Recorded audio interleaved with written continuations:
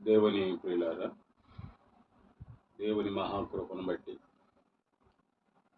పోయిన సంవత్సరము ఉపవాస దినముల నుండి ఈ సంవత్సరం ఉపవాస దినముల వరకు ప్రభు తన రెక్కల చాటును కాపాడి ఆత్మీయ జీవితంలో, శరీర జీవితంలో కాపాడి సంరక్షించి పోషించిన దేవునికే మహిమ, ఘనత, ప్రభావములు చెల్లునుగాక.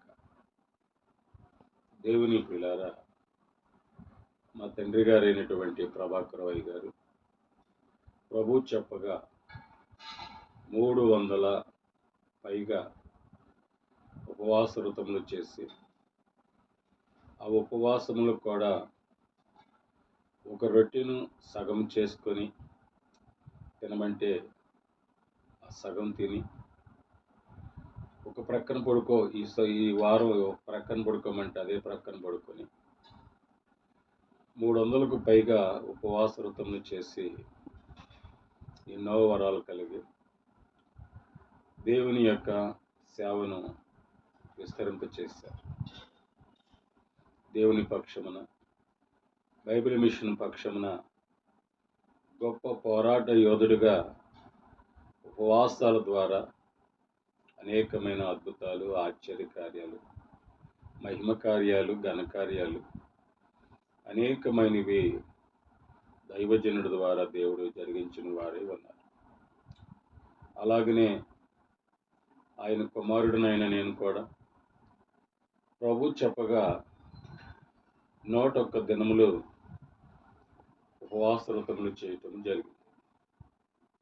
అలాగే నా ప్రభువారు 2 సార్లు చెప్పగా 2 సార్లు కూడా చేయటం జరిగింది.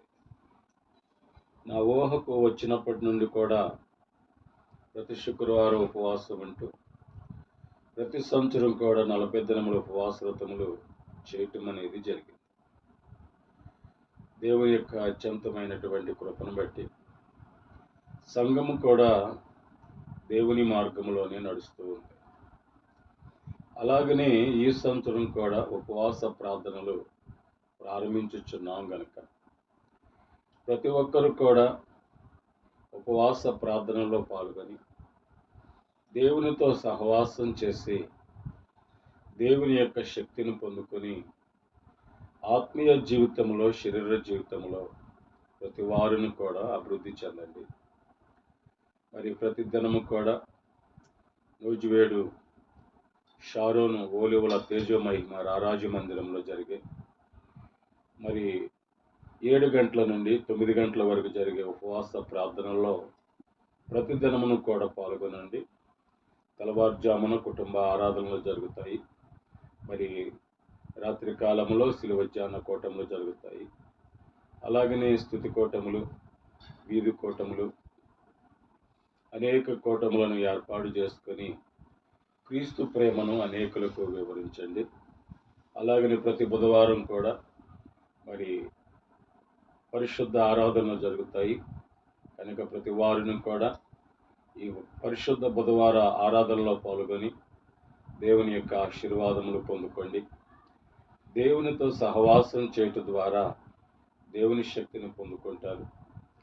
కనుక మనం మోకాళ్ళ ప్రార్థన చేస్తే మోకాళ్ళు నలిపెక్కితే సాతాను నోరు పులిపోస్తుందని అన్నారు కనుక సాతానుడు పారిపోవాలి అంటే మనం తప్పనిసరిగా మోకాళ్ళ ప్రార్థన, ఉపవాస ప్రార్థన చేసి సాతాను సామ్రాజ్యాన్ని కూల్చి దేవుని రాజ్యం కట్టేవారంగా ఉండాలి.